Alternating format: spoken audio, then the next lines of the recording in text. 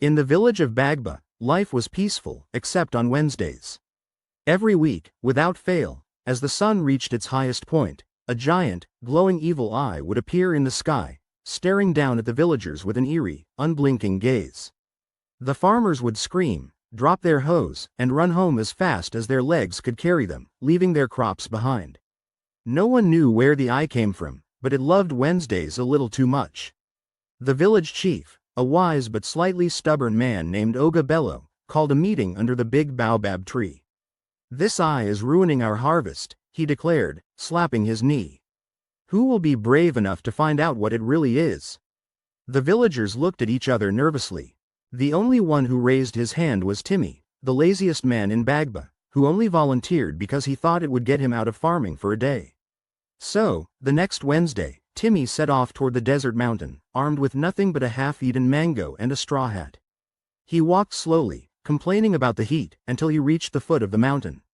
Suddenly, the sky darkened, and the evil eye appeared, glowing red and staring straight at him. Timmy screamed, threw his mango in the air, and ran back to the village, claiming the eye had tried to eat him.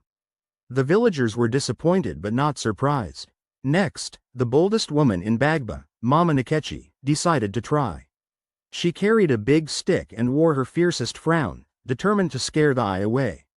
But when she reached the mountain, the eye didn't just stare, it blinked. Mama Nkechi's bravery vanished, and she ran so fast her slippers flew off her feet. She returned barefoot, swearing the eye had winked at her. The third volunteer was Jide, the village storyteller, who thought the eye might just be a misunderstood creature. He brought a talking drum, hoping to communicate with it. But as soon as the eye appeared, Jide panicked, beat his drum too hard, and the sound scared even himself. He sprinted back to the village, leaving the drum behind, and refused to tell stories for a whole week. By now, the villagers were desperate. Little Ada, a clever girl who sold roasted corn, had an idea. "What if the eye isn't evil at all?" she asked. The villagers laughed. "Then why does it scare us every Wednesday?" Oga Bello scoffed. Ada shrugged. "Maybe it's just lonely." The villagers stared at her like she had grown a second head. Ignoring them, Ada packed a basket of roasted corn and marched toward the mountain the next Wednesday. The eye appeared as usual, but instead of running, Ada waved. "Hello, Mr. Eye, would you like some corn?" The eye blinked in surprise. Then, slowly, it began to shrink until it was no bigger than a lantern. Behind it stood a tiny, wrinkled old man holding a giant mirror. The villagers, who had been watching from a distance, gasped. The evil eye was just old man Didi, the village hermit, reflecting sunlight with his mirror. He had been doing it every Wednesday to keep people away from his secret yam farm on the mountain. The villagers burst into laughter, and even Oga Bello couldn't stay mad. After old man Didi's trick was revealed, the villagers of Bagba thought the terror of the evil eye was over. But the very next Wednesday, something strange happened. The eye appeared again, even bigger and redder than before. This time, it didn't just stare, it let out a deep, rumbling growl that shook the ground. The villagers screamed, and even old man Didi, who was peacefully roasting yams in his hut, dropped his spoon in shock. "That wasn't me," he yelped. Oga Bello called another emergency meeting. "Someone is still playing tricks," he declared. But who? The villagers suspected everyone, even the goats, who always seemed to be up to mischief. That evening, a mysterious traveler arrived in Bagba. He wore a long, tattered cloak and carried a strange wooden box. His name was Baba Wand, and he claimed to be a scientist studying the sky. The villagers eyed him suspiciously.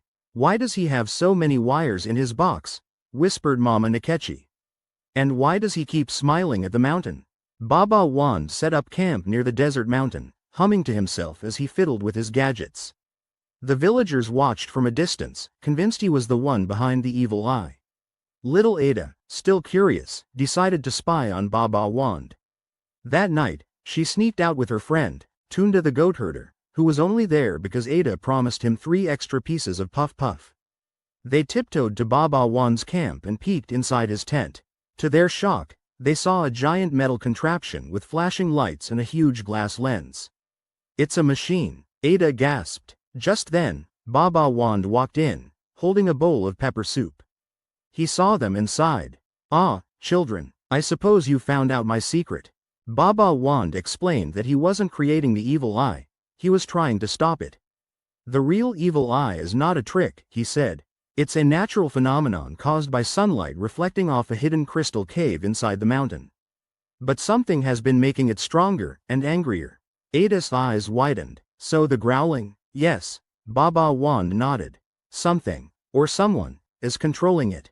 The next morning, Baba Wand led a small team, Ada, Tunda, and a very reluctant Timmy, to the mountain's hidden cave. Inside, they found giant glowing crystals pulsing with light.